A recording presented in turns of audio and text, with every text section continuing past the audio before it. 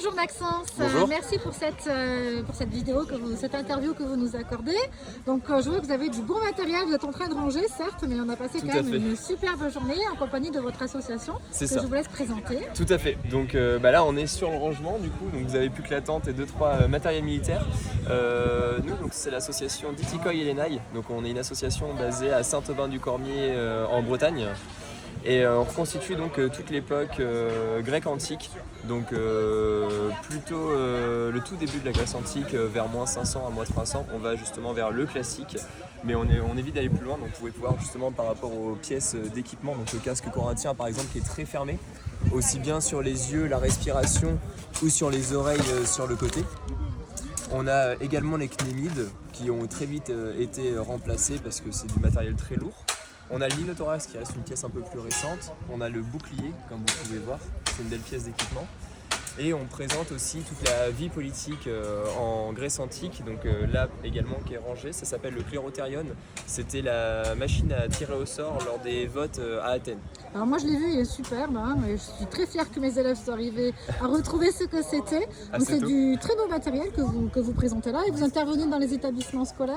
Tout à fait. Là ça fait donc 4 ans que l'association existe en tant que telle et ça fait 3 ans qu'on fait des prestations justement dans certaines écoles avec qui on est affilié, on vient chaque année, on fait ce qu'on appelle la journée grecque.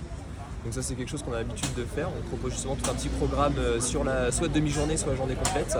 Et là justement sur la demande des écoles, on vient de s'inscrire sur le Pass Culture. Ah ça c'est une bonne nouvelle pour les enseignants parce que ça ne coûte rien aux établissements. Ah oui, ah bah. Donc parfait. vous attendez votre agrément en fait sur le Pass Culture et on pourra vous faire intervenir partout en France puisque les déplacements seront pris en charge aussi par le Pass Culture. Complètement, c'est ça. Je comprends bien. Tout à fait. Très le but bien. c'est de réussir à tout prendre en charge pour pouvoir se déplacer au maximum, que les membres de l'association justement puissent se déplacer entre guillemets gratuitement en remboursant leurs frais, mais qu'au moins ça ne coûte rien à personne, on a juste besoin de prendre des congés pour pouvoir venir. Donc vous présentez la machine à voter, vous présentez l'armement du Hoplite et je vous ai vu réaliser quelques lancers également. C'est ça exactement, moi personnellement je présente surtout l'équipement léger, donc ce qu'on appelle le peltast, où je présente donc le bouclier du guerrier léger, les javelines, l'archerie et la fronde également, qui étaient des armes très utilisées à cette époque-là. Tout le monde n'était pas hoplite comme on peut le voir là.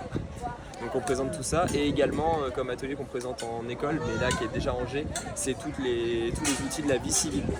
Donc aussi bien les habits que l'utilisation pour manger, les poteries également, etc. Tous les contenants, etc. Merci beaucoup Maxence pour cette interview et puis on espère que vous pourrez intervenir dans plein d'établissements scolaires. Je trouve que votre projet est très original, très documenté et la Grèce antique c'est pas forcément ce qu'on voit le plus dans les établissements scolaires. Donc merci beaucoup pour ce projet.